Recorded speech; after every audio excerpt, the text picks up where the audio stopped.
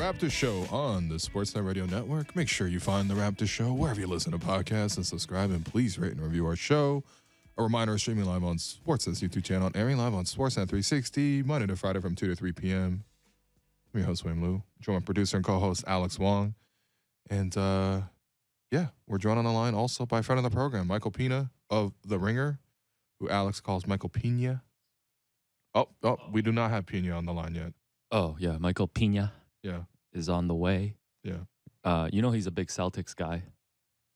As is half the media, let's be honest. So he must be thrilled about the Boston Celtics 140-99 win yesterday. Yeah, we're definitely gonna talk to him about that. We have Michael Pina on the line. Can you hear me? Yeah. Alex has got me saying Michael Pina as well. I'm sorry, man. You don't mind, right? Mike. Yeah. Mike's good. Okay. Mike's good. Okay. Yeah. Okay. Mm. You prefer Mike over Michael? I've never really cared, to be honest. Yeah, it's like me with Will or William. It doesn't matter. Oh, okay. Neither is my name, actually, Anyways, Mike, we were talking about the Celtics' huge win over the Bucks last night, and I'm sure you were watching. Any huge takeaways for you from that destruction, aside from the fact that Thanasis headbutted Blake Griffin at the end of the game? Yeah, what was that about? Why did he do that? It's one game. I did not expect the Celtics to win by 40 points or however much the margin was. But I do think that, the Bucks played, what was that, their fifth game in 7 days or something like that. They played a back-to-back in Indiana. That's wonderful. I thought that their transition defense, their effort in trying to prevent the Celtics from grabbing offensive rebounds was just terrible. And maybe they were exhausted. They missed a bunch of early threes and then just fell in a hole. The Celtics were super hot from behind the 3-point line. But big picture, I think that the Celtics, and I think they should feel really confident about themselves. Highest net ratings since the trade deadline in the league. And when they have Rob Williams, who was a difference maker last night, when he looks good and spry and he's bouncing around, they're just, I think they are the best team when healthy. So that would be my takeaway, if anything. And also the Bucks look really old too. They are kind of old. Yeah. They are Joe Ingles. I know Chris Middleton got popped in the face, but they're throwing Wesley Matthews onto Jason Tatum in the second quarter, and he's just getting roasted. And I'm like, this is the answer? So, it's one game, but big win for the Celtics. The Bucks do have several 30 plus players in the rotation. I mean, clearly they're still a very good team. They have the best record in the league, and it is one game. But I just feel like obviously games like this, you're going to look at it really strongly, right? That was the playoff series of last year's playoffs. The two of these guys going at each other, and of course the discussion was well, the Bucks ultimately got edged out, but they didn't have Chris Middleton. I don't know. I mean, obviously Chris has battled injury and he's sort of come back, but is that kind of the difference maker in this series? I guess you already like the Celtics over them anyway, but how much of a difference maker is he? Because a lot of these games I watched with the Bucks this year, I mean, he's definitely a very, very good player, but I don't know if that's enough to swing it against the Celtics.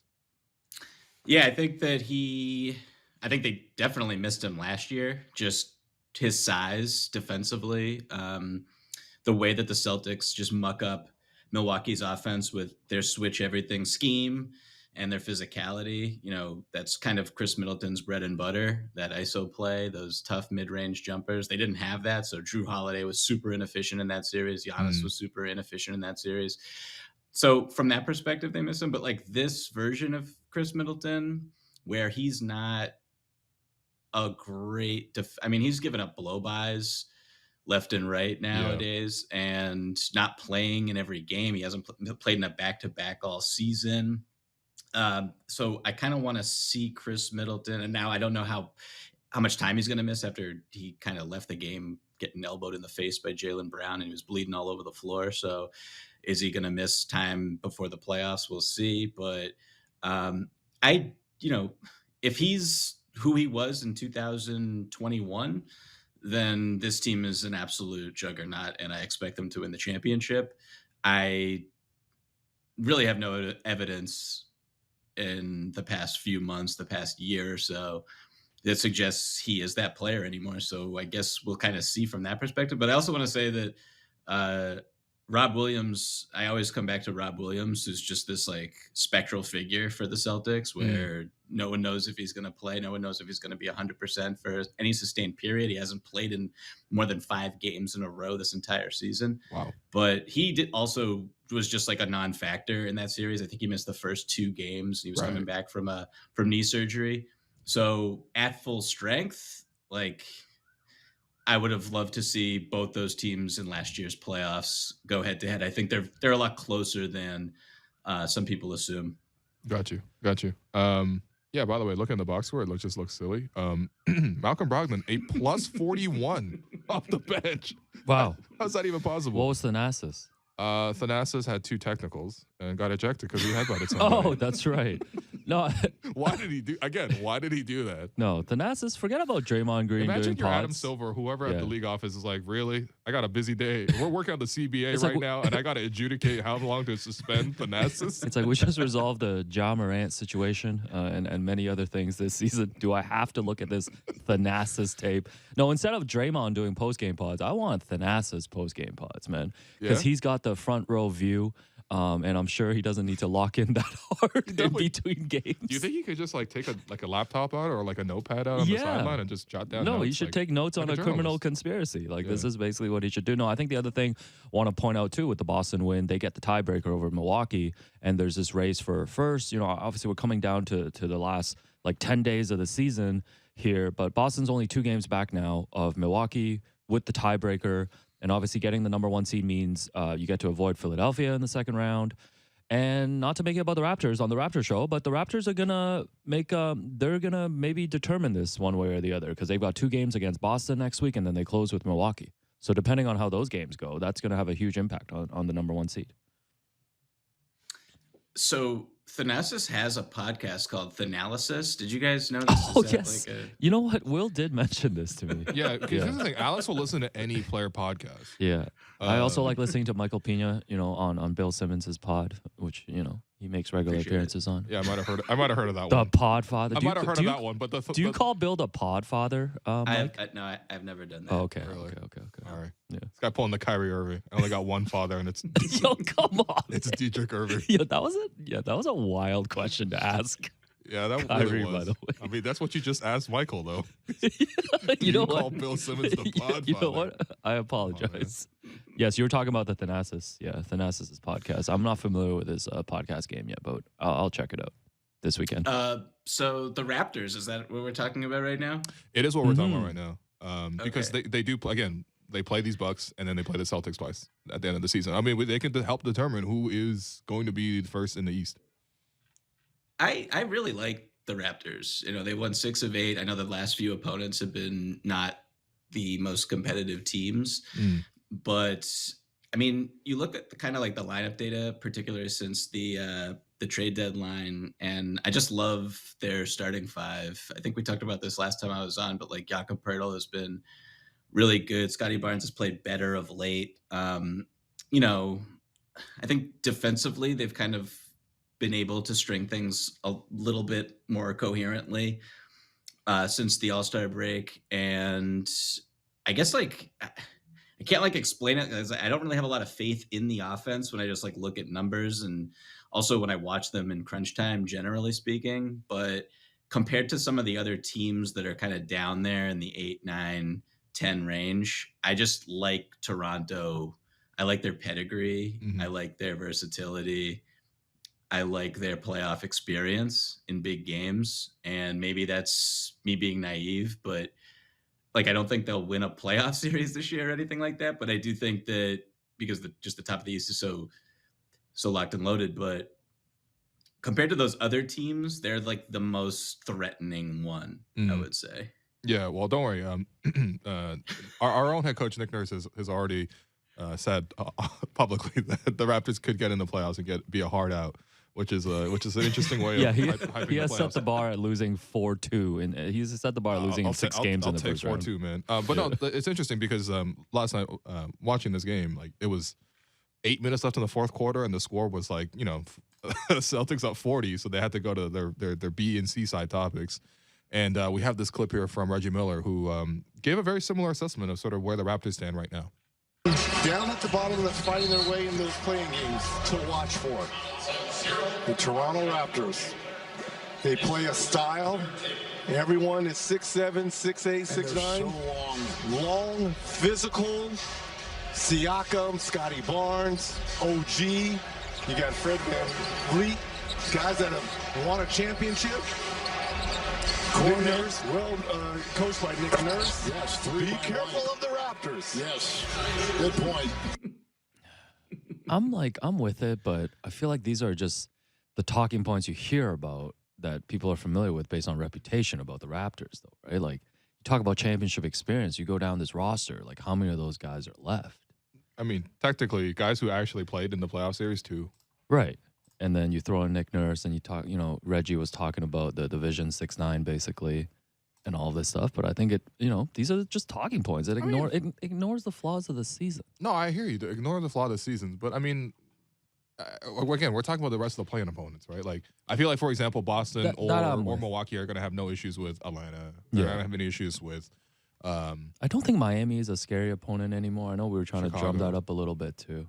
No, I'd still be a little afraid. Yeah, of them. Pina, would you not afraid a of it being a Boston tough Miami? out. Yeah, like a Boston Miami series. Are you stressed about that? How would Like, you from a watch Boston last standpoint? year's series and not be a little bit stressed? But Miami's just not the same team this year, though. I think Miami's offense has just been so bad. Oh, we know. Like, they only scored like 90 some odd points against the Raptors. So. Yeah. So I do think that, like, I just think Eric Spoelstra's the best coach, and like when you consider their record in clutch games and games where the margin is within 5 points at the end, like, they're extremely good in winning those games and coming out on top. And if they were a normal team or had a normal coach, I do think that they would be like where the Wizards are record wise. Maybe not that bad, but like pretty down there. But then I look at just the key pieces on this team and the fact that Jimmy Butler becomes like peak 89 Michael Jordan in every playoff series now in a Miami Heat jersey. And that's just someone that I don't think anyone wants to face or see. Bam Adebayo probably would be on the All-NBA team if it wasn't for Domantas Sabonis. He's having a really good year. So they're just like a really scrappy team that I don't think anyone would want to face them in the first round. That's just not a fun opponent. It's very physical. They don't beat themselves. And like Jimmy playing 45 minutes a game is like, it's just a bear. So it's not stressful, I don't think, if you're Milwaukee, if you're Boston. Philly, I honestly, I don't know. I want to see Philly. I have more respect for them than I have in years past, but I do want to see, like, they're down 2-1. It's game 4. What happens? Pans over to Doc Rivers, on the sideline with that stressful look. Doc Rivers has done. I don't know if he's had back issues or something, but he's always got his hands on his knees and he's kind of like hunched over. Oh, and bent. okay. Yeah, he looks exhausted. No, Sixers season, like you said, their season doesn't start until like April 17th or whatever when the playoffs start. Like I feel like out of those top 3 teams, they have so much to prove in the playoffs still. Yeah, they're very good, and Embiid is amazing, and Harden's had a really, really good year. He could make an All-NBA team. But, yeah, it's like I just kind of want to see it, I think. I do like the fact that they've been launching a lot more threes this year, and I think they're second or first in non-corner three-point percentage. That's, like, really a good thing when your whole offense revolves around, a high pick and roll with Harden and Embiid in the post and Embiid isolations and all that. But yeah, I think like Embiid's health, Embiid's stamina, like just these are always annual issues and hiccups that this team like faces in the playoffs, and we'll see what happens. Yeah. Well, I mean, I don't know. I mean, I think the one thing in the Sixers matchup, potentially with Toronto or even for any team, is just like having Tyrese Maxey as a wild card is really just like kind of terrifying to play against. I mean, he's always burned the Raptors. He's already had a 40 ball against the Raptors this year. Had 2 amazing. He was a big part of why Philly was up 3-0 in series against Toronto last year because he had like 30 plus in the first 2 games. That That is kind of terrifying. And I thought that maybe his role was sort of in flux and he got injured for a while, but no, he's back to cooking again, and just in time to see the Raptors once again. So he's definitely the guy who haunted me at the start of the season and continues to do so with less than 2 weeks. Yeah, when he gets going, downhill drives, pull up threes. Like the thing about him, and I think that they've done a pretty good job in kind of staggering the minutes with Maxey and Harden, but in a playoff series when those guys are both playing more minutes, the thing that I am a little more concerned about is just on the defensive end how those two are attacked, and we'll see how much if you really watch Joel Embiid every night, his effort on the defensive end is not like tremendous. Yeah. And it really needs to be Right. when those two are kind of at the point of attack. So we'll see how that goes as well. I think that that's really important and critical. And then obviously like the whistle, and this team really lives and dies at the free throw line. And traditionally you get less fouls, or are able to draw fewer fouls in the postseason as well. So just all these different variables that could go against this team, but I think they're good on both ends of the floor. Yeah, and speaking of the Sixers too, so Tim Bontemps put out his this is the final MVP straw poll of the season. By the way, when did Tim start doing this? This has been a few years now. But right? it's a great idea. No, it is. It's a great idea. No, it's a great idea. And also, I think he started in 2017. oh, so this has been going on. Okay, for Wow. 6. Okay, I wasn't familiar with his game. But the Well, last first time. off, Michael, are you part of this? Did he poll you? I am. Okay, Yes. Oh, There we okay. go. All Okay. right. It's time to put on the full court press for some Raptors stuff. No. We're just starting. oh, not lightly, yet, not yet. Okay. lightly. Right We're now. 5 minutes away from that. Just get ready, man. It's gonna be So shameless. last time on the straw poll, I think had Jokic, Nikola Jokic as kind of a runaway, and this time basically Joel Embiid has moved into first place, and Embiid and Jokic are basically in a dead heat in terms of the total points from the voting. Embiid finished with 790 points to Jokic's 788, and Jokic actually got 42 first place votes from the straw poll of 100 voters. To 40 from Joel Embiid. So basically, this is just a toss-up at this point with Giannis coming in third. How are you looking at the MVP voting right now, coming towards the end of the regular season here? I'm exhausted by it, I would say. Why is everyone so exhausted by this? It's a good MVP race. We finally have one for the first It's time fun. in a while. Yeah, It's fun. I do think that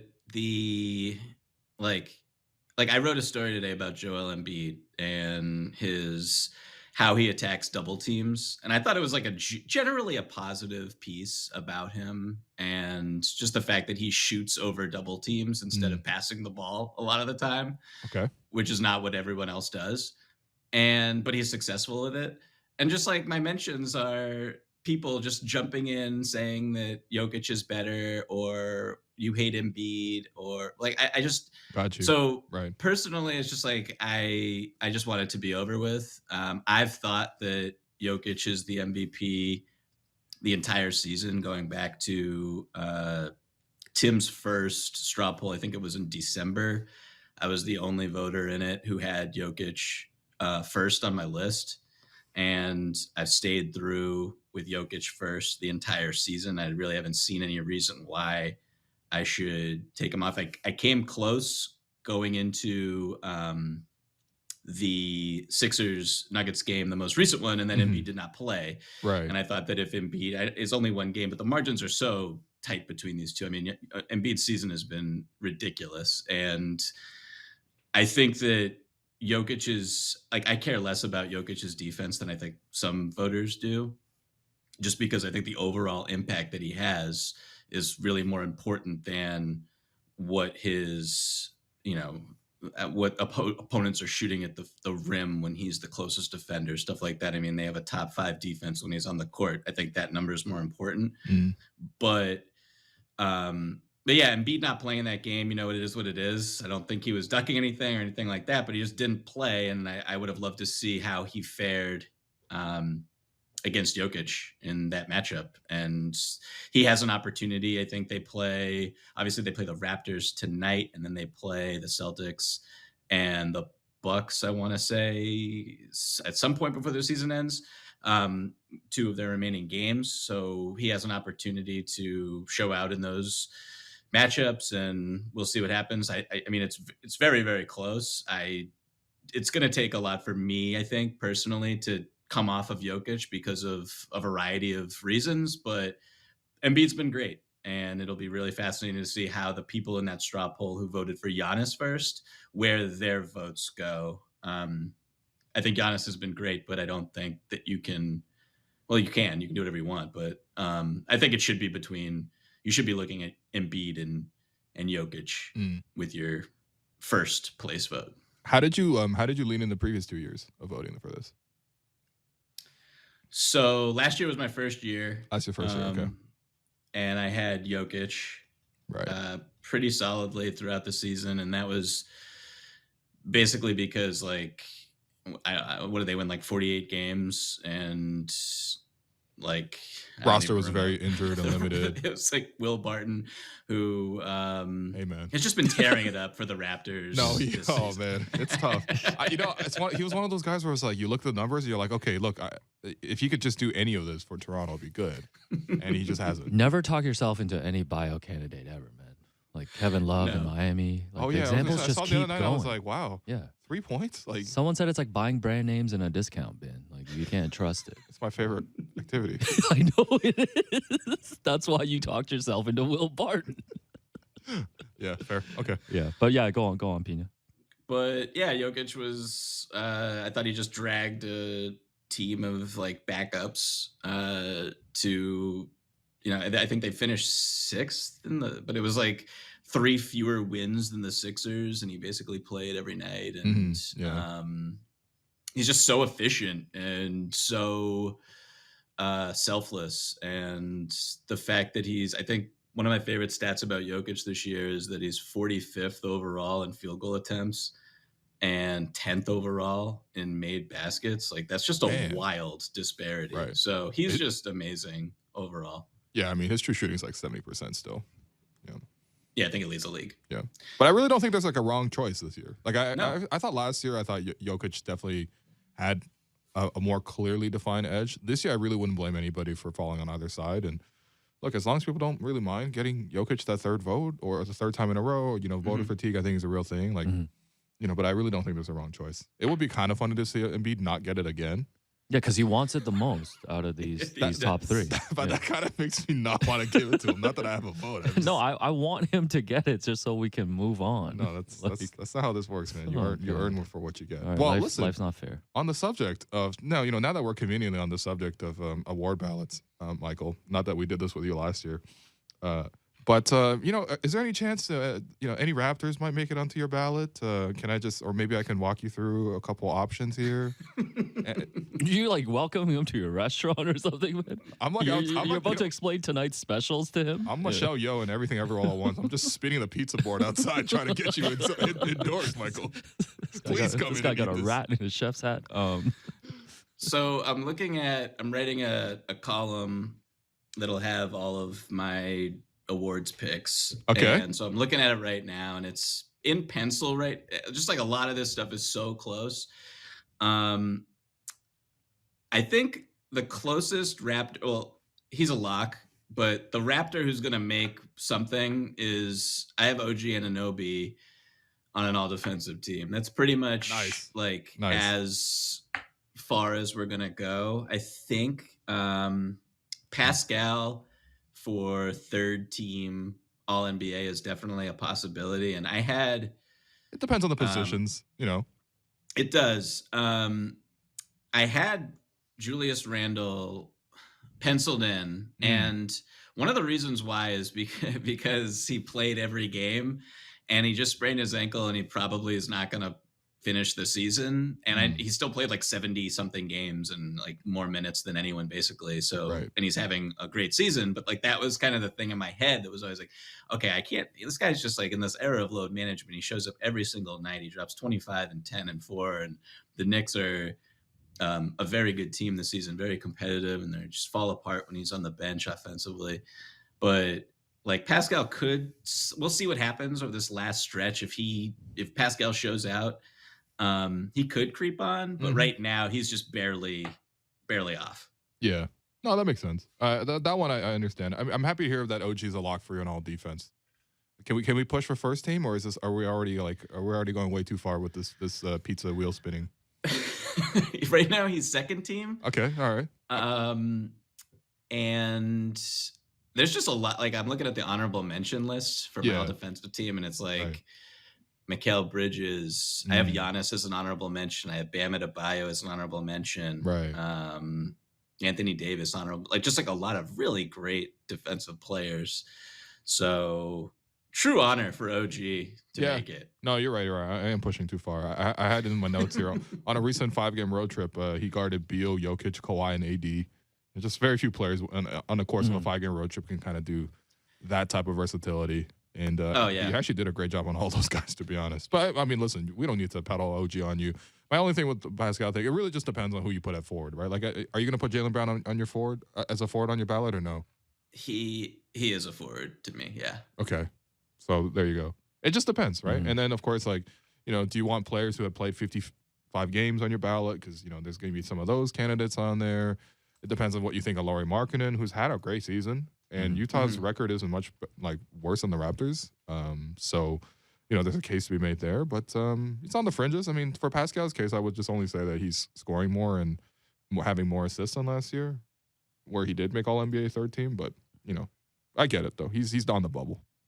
I think the playmaking is like, I'm just like comparing him to some of the other guys who I have in this conversation. Like, he leads, 5.9 assists per game, which is better than Jimmy, better than Julius, obviously better than Jaylen and Lauri Markkanen. So like, that's like his assist rate, all that. That's like where he is, but the efficiency is really hurting. And then, I don't want to hamper too much on the team performance or like how the offense is and all that, and how the defense was before but like not the greatest. And they've kind of been one of the more disappointing teams this season. So that just kind of is a little bit of a blemish.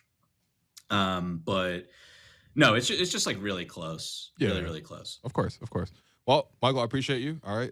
You got what you needed, so you're out.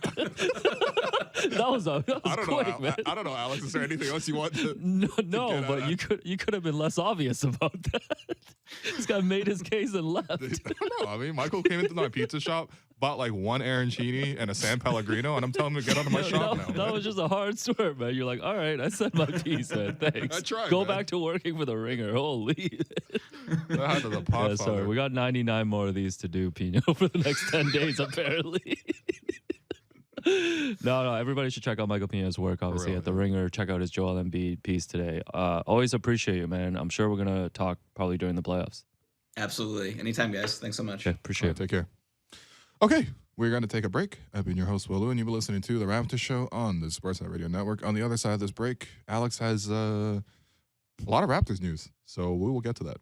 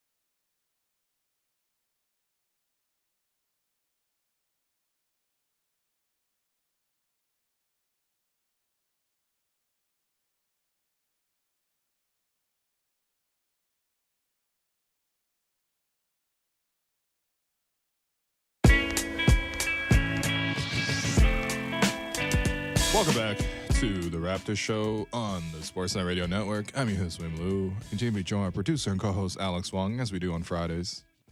We give shout-outs. Sometimes, really, sometimes. We kind of cut back on them, but now they're back, so... Yeah, what do you want to shout out? No, Alex? I just want to thank Ashton Lawrence and the NBA Canada team for inviting us to check out the new NBA Courtside restaurant yesterday. That was cool. Yeah, it was cool. On Queens Quay, had a chance to go to the grand opening, check out the food, check out the venue. So check out the drinks and the drinks as well. Yeah, they had a lot of like drinks that were like made in the mold of like different teams, right? Like a mango drink, for example, that was like the Lakers drink, or like the one for the Mavs. Yeah. Oh, was that called the Laker Maker? Because that's what he was ordering. Yeah. I kept calling him Dennis Schroeder. Dennis Schroeder has been on the Lakers a few times now, I feel like. The Laker Maker. Okay. Yeah. So no, the restaurant was cool. It was obviously right by the water. You know, and yeah, I mean, there was a lot of good paraphernalia. Actually, so they had like a mini old-timey TV kind of thing. And they were showing like what I assume to be one of those 60s finals between the Lakers and the Celtics. Okay. You know, two of the 13 teams in the league at that time. You sure it wasn't Payne Pritchard in black and white? No. When he cooked the Raptors earlier this season? I'm certain because I saw Bob Cousy. Oh, Bob Cousy. And I just, again, I wasn't there like watching this whole clip. I was just walking by. It's just like on the side of the restaurant. And I was taking a video of this to send to my brother because, you know, I always like to teach him about the history of basketball, right? Because, you know, you got to teach him about a few things. I do have to teach him coming about up on the banter pod. Yeah, George, you're going to be made into content. Yeah. Anyway, I was watching the clip, and then I saw Bob Cousy get double teamed. So he was dribbling out of the double team. And I realized the whole time, he's like, yo, this guy will not dribble with his left hand. He would only do the right hand. Yo, he dribbled from one side of the court to the other side of the court, then swiveled back all with one hand. Yeah. Because he couldn't actually drive inside because that's where the defender was. It was unbelievable. So having watched that clip, are you now of the mind, I think JJ Redick was one of the people that said this and actually upset Bob Cousy himself, that these guys would not be able to compete in today's NBA. Are you on that side now? That just feels so disrespectful. Okay. Because I feel like not that you've ever had a problem with that, but why now? You would just take the same athletes and they would just like learn modern skills. You adapt to your environment. Clearly at that time. Okay. By the way, if someone just pressured him from the other side, I swear this guy would have turned the ball over. He could only dribble with the one hand. Stop trying to go through his left side. He could only dribble with his right, but yeah, no, but it was a cool restaurant though. Yeah, there's a lot of paraphernalia in there, a lot of shoes. Yeah, a lot of cool stuff there, and I think it's open to the public in the first week of April. Right. They invited all the media there, and we all said yes because we will do anything for free food. Yeah. That is basically our MO. And just letting people know, had a secret live event earlier this week. I know if people want to tune in today, wanted to hear more about it. We'll recap it on a banter pod coming up soon. But you will not find a recording of it anywhere. Oh, this is what people have been asking as well. You will not get it unless you go to the live show, and that's not our choice. But ultimately, you know, that's what it is. Anyways, practice yesterday. The Raptors had practice here before flying out on their road trip. And your man was there. Your man, Will Liu, was there. On the scene. This man's your man divine. Your man was there on the scene. And, you know, what did you pick up? A couple of tidbits. Nick Nurse was talking about. So Gary is still out with the right elbow stiffness. He's questionable tonight against the Sixers. And, you know, Nick had some comments about that. Yeah, I think, you know, it sounded like they were optimistic that he could come back. Not that like, hey, you know what, he's leading this way. It was sort of just like, you know, they tested it. He seems to be okay. I think Grange even asked him at one point, like, is it one of those things where, you know, he puts up shots and then it gets sore? And Nick's like, no. And so it does sound like, it feels like for Nick, he's probably like, can you come back already? But, you know, again, that's just sort of more reading between the lines. It was an interesting press conference from Nick. I thought it was actually one of his more insightful ones of the season, if you haven't seen it already. Where I think, you know, look, obviously this is how, you know, stories are made sometimes, right? People come with an idea and then they get people's thoughts on that idea, right? And so the questions from the reporters at that time are sort of reflective of the ideas that they're trying to write about, right? And so our guy, Big V, you know, Vivek the Jacob, because we established he's Dutch. Yeah, Mr. Seizoen. Well, that's not Dutch at all. But yeah, he was at the practice facility and he was asking people sort of about Pascal's season, right? And you know, asked Fred about it, and Fred was immediately like all NBA, right? Because he's thinking about the bag. All right. Mhm. Then he asked Yak about it, and Yak was like, well, the big improvement for Pascal this season has been the mid-range. He's been able to get to it and is so comfortable getting into it. And actually, Yak gives great answers, very thoughtful with everything. He never just gives you like a generic answer. He gives you like something that's more thought out, and even if it's a very dry question, he will still approach it like wholeheartedly. So I actually really appreciate that from Yak. Yeah, it was actually a really interesting discussion with Yak about the differences in screening Oh, okay. that he would do for Fred versus what he would do for Scotty in terms of angling his body in certain ways and sort of how quickly he's going to roll out, or is he going to slightly delay his rolls because of differences there being, with Fred, obviously sometimes he wants to set a screen so that, he can give Fred that opportunity to pull up from behind the screen. Obviously with Scotty, he's not pulling up behind screens as often. He's mostly looking at drives. And so, it's, Yak does a different way. Again, he's very detailed with all the questions, right? So he's talking about how, Pascal had obviously he's grown in his mid-range game and he's gotten very comfortable. And I chimed in and I was like, did he have that as a rookie? And he's like, no, he was a rim runner. And he was kind of smiling about it. It was just kind of funny. But then V asked the same question to Nick, and Nick was like, for me, obviously Pascal's have a great year, but for me, like, one of the things with these guys in the All NBA teams, he's like, you look on both ends of the floor, and he's like, I think Pascal has done well there on both ends, but he did make a point to talk about the defense. And again, that was one of those things where on the quotes of it, if you transcribed it, it does not sound like Nick is saying he wants Pascal to play better defense.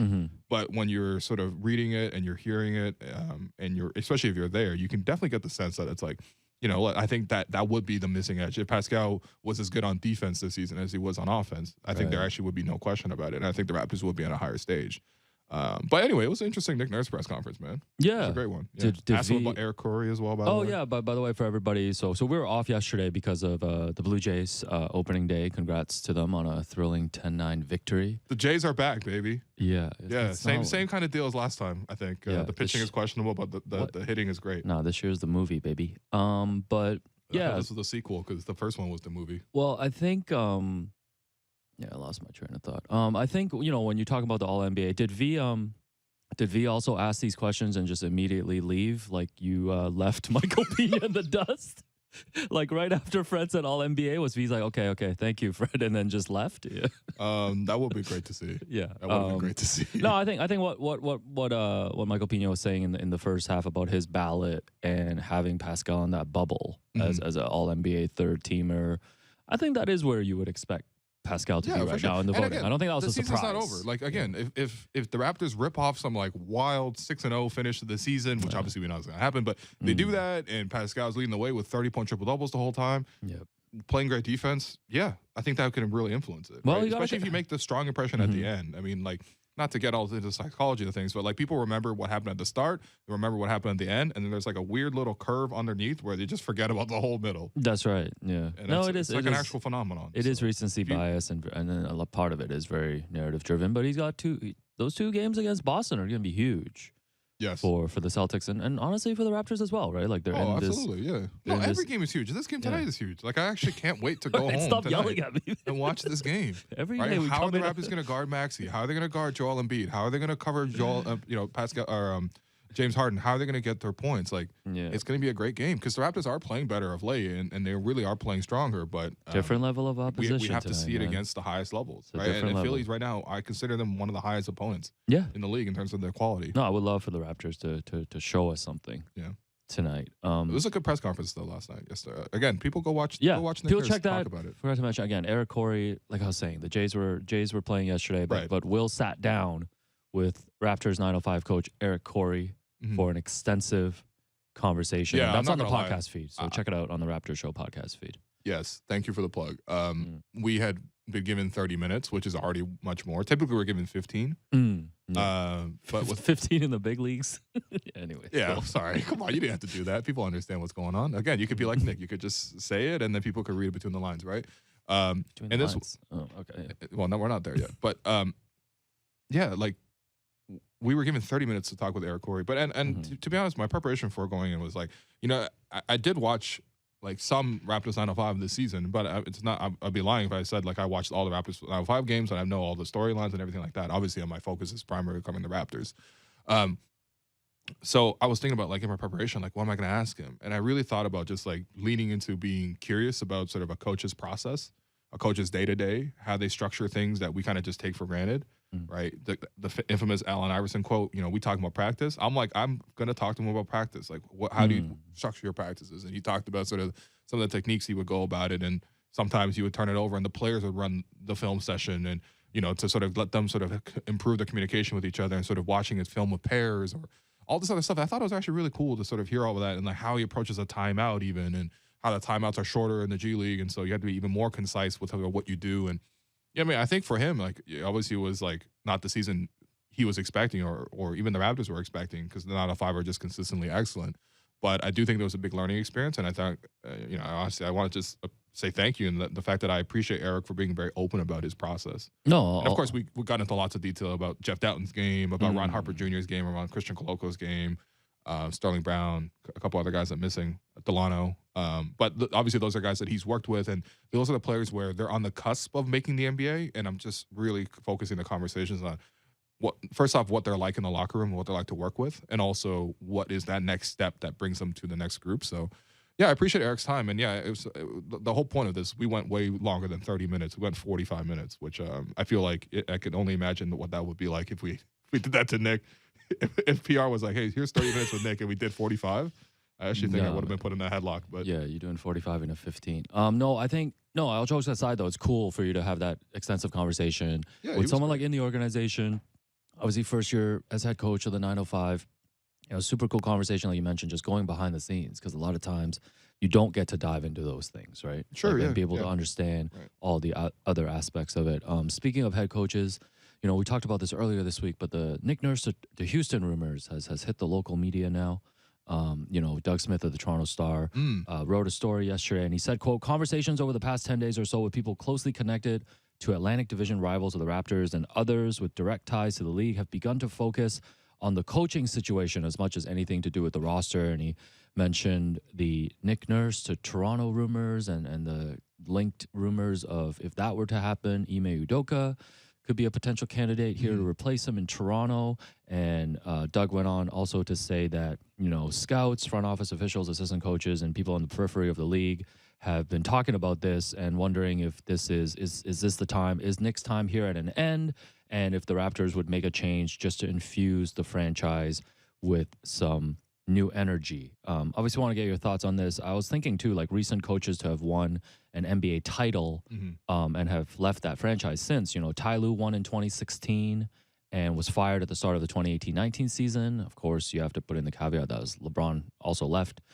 Frank Vogel won the title with the Lakers in the 2020 bubble and was fired after last season. So those are the two most recent coaches to win an NBA championship and is no longer with their team. Yeah, I think that's important context. I think we're kind of in a newer era where, coaches are going to be cycled through even with that on their resumes, right? I think that wasn't as much the case in previous years. I mean, I guess, how should I say this? Like, if it's coming out in the local market in addition to sort of exteriorly, like from the outside, like, and this is not the first time we heard it, right? Like, we even heard, even going back to last offseason, right? It was like, well, the Lakers are kind of interested in Nick. Now, of course, Masai actually commented on that one and actually came very strongly in support of Nick and also keeping him here in Toronto. Even heard around the trade deadline, Shams put out some, small rumors and stuff like that about this. So that's like, it's been a slow burn, but now it feels like it's more sort of present and it's more loud. Again, I think nothing is going to be determined, like, obviously today or even in the next coming months. Like, it'd be after the season, be one of the things where they reflect on the year. And it's, even when they let go of Dwayne Casey, right? That was the process they ultimately came through. That's why ultimately Dwayne had to go to that award show. I still remember Dwayne doing that end of season presser after the Cavs swept the Raptors. Yeah. And, obviously an uncomfortable environment because all the talk was about his job security. And he had to make jokes about how, like, his security card still worked today coming to OVO Athletic Center. Hey, man. So first off, it's not a card. You look into the eye laser scanner. It's a little freaky, actually. Right. Sponsored by James Dolan. Yeah. Funny. Anyway, so I think, it's my point is, like, it depends on if the Raptors make it into the play-in, how far they make it in the play-in. If they make it to the playoffs, how far they make it in the playoffs. There's all sorts of things that go on. There's all sorts of debriefs. Like, the Raptors are not going to just, like, make this decision rashly. But again, like, something will have to be decided. You either extend him and really embrace with this long-term, or you go in a different direction. Yeah. Right? Because, again, he's coming into the last year of his deal, and coaches generally don't coach well or don't sit well with that idea in mind, right? And so it wouldn't be, I guess, a surprise at this point if it happens, just because of sort of, again, like, it's not just outside, it's also inside now too, right? Yeah, So, no, for sure. And I think the other thing too is, like, you know, with Nick's future potentially up in the air going to the summer, this just adds another you know, item on a very long to-do list for the Raptors this season, right? And you have to sometimes do these things sequentially, figure out what your head coach's future is, and then the key free agents that we all know about. You know, obviously draft, trade, free agency, and all that. So there's a lot for the team to figure out. And you know, the article went on to say, and you mentioned this week, you know, Nick's got ties with the Houston organization going back to when he coached with the G League. And what's you know, their G League team? The Rio Grande Vipers. Nice. Yeah. Good. Man, I profiled Nick in 2012. Oh wow, okay, I didn't know that. Wow, Yeah, look we at sat your down game. for 30 minutes because Oh, really? he was Eric Corey, you know, At that level. time. Shouts to Corey. No, come on, man. Not That's a cool. Liverpool fan just like me. No, but in Doug Smith's story, it also talked about that one potential scenario is that Gerson Rosas, a former Rockets executive who's right now an advisor with the Knicks, would go back to Houston and then bring Nick along. Now, Gerson Rosas was the VP of basketball operations in Houston from 2006 to 2013. Briefly took a job in Dallas as their GM in 2013, but left after 3 months. And then went back to Houston, and from 2013 to 2019 was the VP of basketball operations back in Houston. He went to Minnesota in 2019 as the president of basketball operations, was fired in 2021 when the Wolves discovered he had an affair with a team staffer, and now he's an advisor in the Knicks. So that's a scenario that's been floated out there via Doug Smith's story. Yeah, I mean that would make sense. I mean, so much of the league is really about connections and who you know. You know, And people don't just open up LinkedIn jobs and like, hey, let's get all the best people in here. yeah, No matter how much the NBA is not about the grind set, man. It's about who you know. Yeah, it legit. But it it's is about the actually- grind set to get there, though. So you know, all respects. And I know we haven't really talked much about the Ime Udoka of things. Right, of course. If Nick moves on, or yeah. the Raptors move on from Nick, who are they going to move on Yeah, to? yeah. So Ime Udoka has been the name that's been floated out there. Obviously, he was suspended at the start of the season by the Celtics for the entirety of this season for violations of team policies pertaining to an improper intimate relationship with a female Celtics staff member. So I mean, I'm sure we're gonna have a longer conversation about this if this is something that the Raptors choose to I just pursue. have to say, if the Raptors do ultimately go in this route, they need to absolutely vet the whole situation, and not just do that internally and tell us, hey, we vetted the situation and no more questions. Like, it needs to be something that the public can also be shared in that and be transparent. If I'm going to guess, it's probably not going to be like that. Like, as in, it probably won't be as transparent, but it should be. Like, you got, again, it's not a non-serious issue. Like, it really is something where, they need to sort of share that with us, and there will be a process where Ime will be asked about this in a very public setting, and people will be looking at the answers. No, 100%. I think. Also, if we're going to be realistic, though, in sports, like, people make decisions, and they really don't care about the outcomes. Like, they really don't care about the feedback sometimes. I think I'm with you. We can look at the hirings across the league, for example. Yeah, no, there has to be 100%, obviously, an internal dialogue about this, but also I think an external communication, you know, if the hiring's going to be made. But again, I'm sure we're going to talk about this more if this picks up traction. Right, for sure. And now it's time for Between the Lines, brought to you by Bet Rivers. It's a whole new game. The Toronto Raptors are in Philadelphia tonight to start a 5-game road trip. Sixers are 5-point favorites. Their injury report is relatively clean. Gary is questionable. Right. And I believe that is and Will Barton is doubtful. Those are the major injuries. Raptors are 12-24 on the road this season. They've lost 4 straight on the road, and they have allowed their opponents to shoot 50% or better in each of the last 7 road games, which is a franchise record. Sixers minus 5. I'm going to guess 8 for tonight. Sixers minus 5. This feels a bit low to me, just because I feel like Philly with Boston and Milwaukee is in a different class in the East. It's a bad matchup, in the sense that, like, we've seen it, like, quite closely. I think even with Yak, the Raptors still don't have, like, a great answer for Embiid. I don't think anyone in the league has a great answer for Embiid, to be clear, but I do think that the Raptors can probably get a little bit creative still. Like, I think that most likely they'll just put Jakob on Embiid and obviously provide lots of help, and they'll have Fred dig or whatever. But I am curious, like, how much Precious gets a turn on Embiid. I thought Precious did a great job covering Embiid, despite the height mismatch and size mismatch last season in the playoffs as well. So I expect Precious to get some time there. Honestly, I wouldn't be surprised if OG had a couple possessions where you switched on to Embiid. But the bigger issue to me is like, how do you cover Maxey as well, right? Because I think the Harden aspect, they can maybe neutralize it in a way, especially if they put OG on Embiid and they put Scotty on Harden. They can switch the pick and rolls. We've seen that lots. If they have Precious involved in the Embiid coverage, they can switch those pick and rolls. To be honest, I would like to see even Jakob switch that on occasionally. And see how that works. But to me, the bigger issue is how do you stop Maxey? Because obviously that's the other element. And he's going to have tons of confidence going into this matchup. I mean, I've been haunted by this guy ever since last year's playoffs. And even again at the start of the season when the Raptors split the series with Philly in Toronto. I'm gonna take Sixers -5 here, and I think I'm there with you. Yeah, and I think if the Raptors, if the Sixers are fully healthy and the Raptors get this win, this gonna be candidate for win of the year. No, that would be win of the year if the Raptors took it tonight. So that was Between the Lines, brought to you by Bet Rivers. It's a whole new game.